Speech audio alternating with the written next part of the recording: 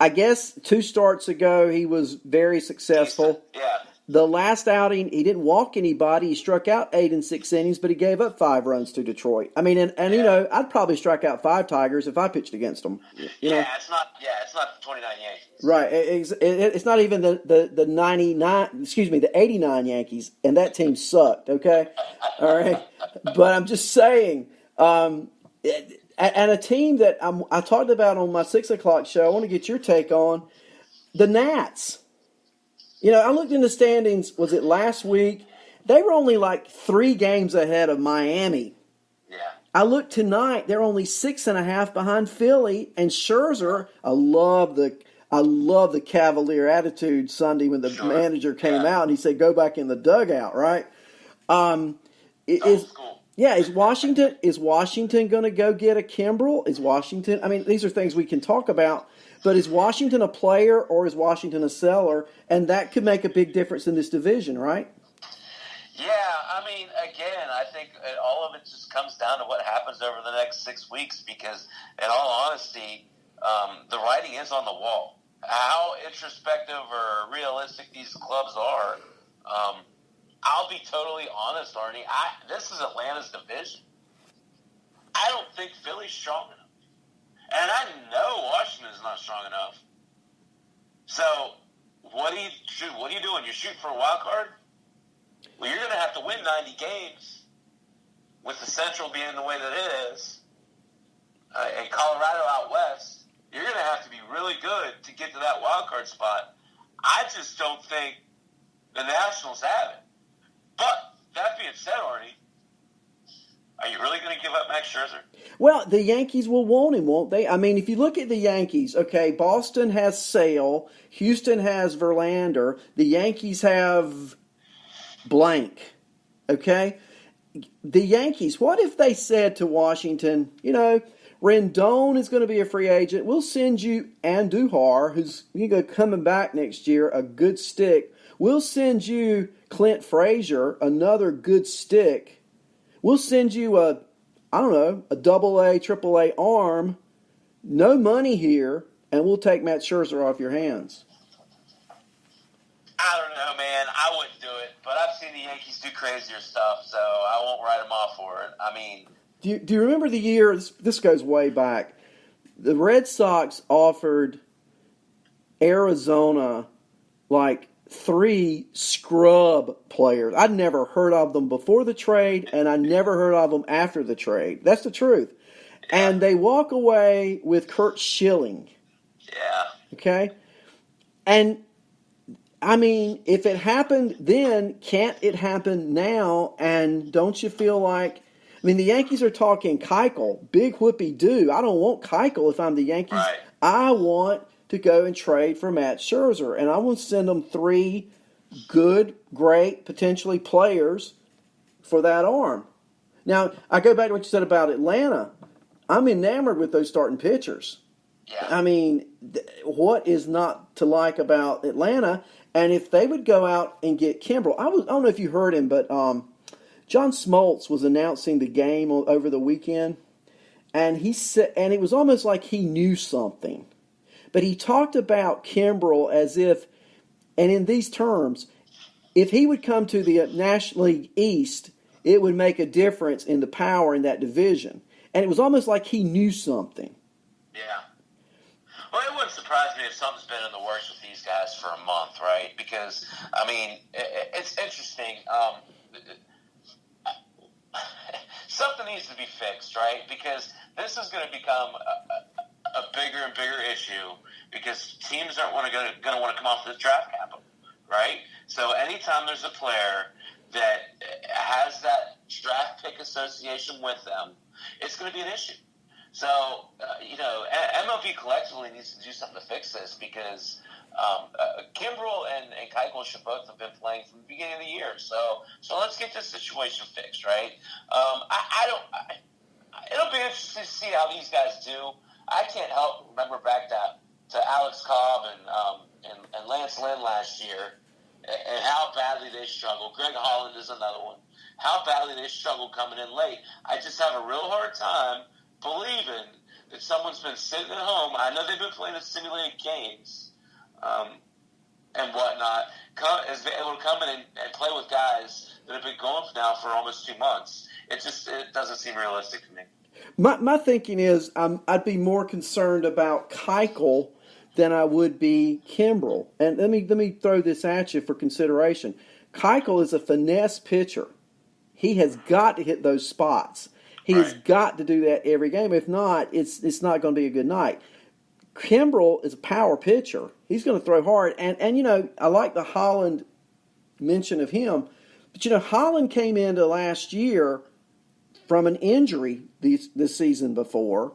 Kimbrel not hurt that we know of. I'm just thinking in my mind, Kimbrel is a better investment if you're a team that needs a reliever than Keuchel is investment if you're a team that needs a starter. That's how I see it. And I could see it wrong, but I can't imagine the Yankees or Braves thinking that Keuchel is going to be the answer to a starting pitching problem because of what you're saying. Yeah, no, you're absolutely right, and I agree with you. I was listening to Jim Bowden today, and he kind of gave a different perspective of this, right? Obviously this is a popular topic, but, it's still one that we're discussing.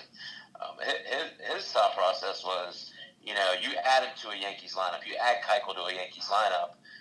We don't need you to be great. We need you to throw innings and keep us in the ball game and know how to win at the end of the ball game. So I get that perspective as well, So I don't know. It'll be interesting to see how it all plays out. I think I think the more realistic scenario for the Yankees is Bumgarner. I agree. I would be surprised if they move Scherzer. Now I could see them moving Rendon. I could see them moving maybe a Corbin or I don't know. I would be surprised if they move Max Scherzer. Rendon goes where if he's traded? I got a team, but I want to hear what you think. I haven't even thought about it, but for sake of doing it, let's say Philadelphia. I'm going to say Boston, and he plays second base. Oh, Jesus. Yeah, Seamus has fallen off a little bit, hasn't he? Yeah, he's fallen off a lot. And Philly's a good comp too, though, right? I mean, exactly. Yeah. Either one of those makes sense. And I tell you another team that makes sense at second base. They're already loaded, but can you imagine the Dodgers getting Rendon to play second? Oh, man. I'll tell you, the Dodgers are just where these guys go. That would be the worst scenario, in my opinion, for him. These guys, they do it every year. Brian Dozier last year, Logan Forsythe the year before that. These guys, you got to have a certain personality to play in L.A., and these guys go out more often than not. They don't work out. So I don't know if that'd be a good thing, Art. Well, good point. Yeah. A lot of teams could make it, as far as numbers go, where he's sitting now. But I think the Boston suggestion is the best. He just looks like a Red Sox.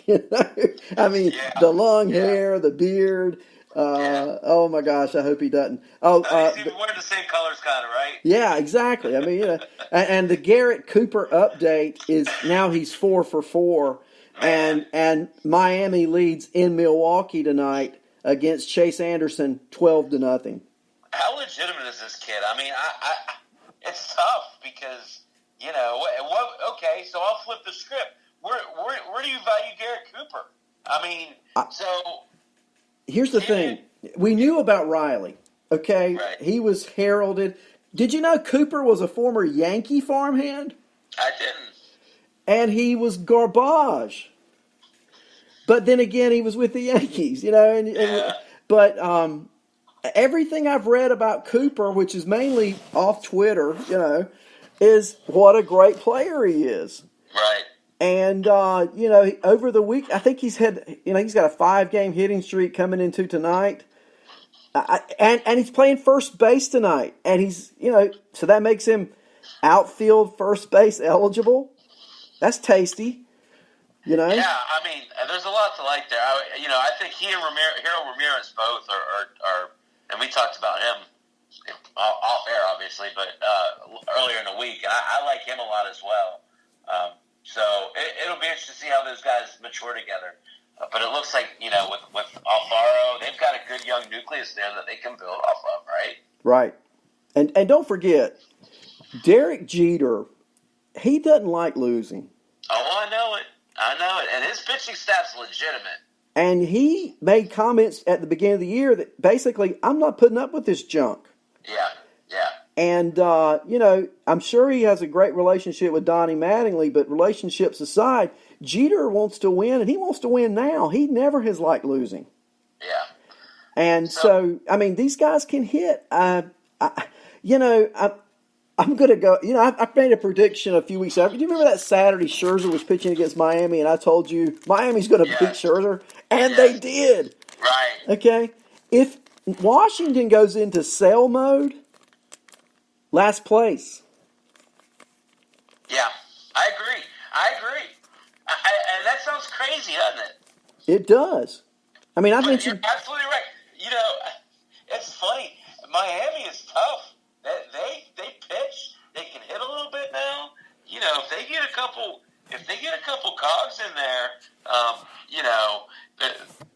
whether it be Monte Harrison or someone they bring in externally through a trade, they can have a good little offense by the end of the year. And there's no pressure.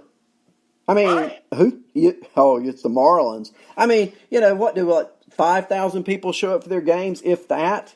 Right. And, that's embarrassing, I'm sure. But, they have just, to me, in the last 2-3 weeks, they're a different ball club. And I totally agree. And so I'm looking at waiver wire. I'm looking at Marlins. I'm looking at Cooper. I'm looking at Ramirez. If they're out there, get them. Yeah. I totally agree. We have waivers tomorrow, and I will be vested. Maybe nobody in your league is listening, and I hope that I don't mess you up on players. But those two guys are players, and Alfaro. What kind of trade was that? It's looking brilliant for them, right? Realmuto's doing okay. I'm not knocking Realmuto, but Alfaro's doing just as well. Yeah. And, the potential to grow into, I think is greater I know is greater with Alfaro. We know what Realmuto is. Alfaro could eclipse that. I know that sounds crazy, but he's proven that he's a good hitter. So, my favorite adjective, Chappy, is he's Sanchez-ish. Yeah, he's got a lot of power in that bat. That's for sure.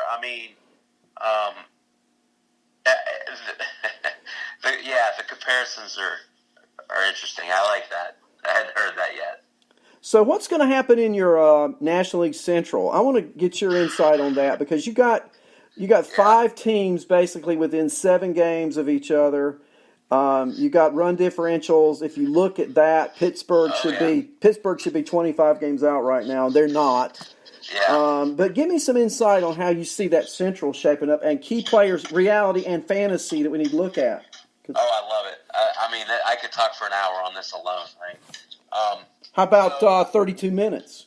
No, I wouldn't. Sure, no problem. All right. So we'll start off with the hated Cardinals. They're interesting. I talked. Their pitching staff is kind of letting them down a little bit, right? So I'll be interested to see. I guess Alex Reyes is queued up to start this weekend. He didn't look good. He didn't look good in that last outing. They started Sunday. Yeah. Did you see what he did? I did. If you didn't, I can tell you. But go ahead. He looked horrible. He gave it 3 home runs. Yeah.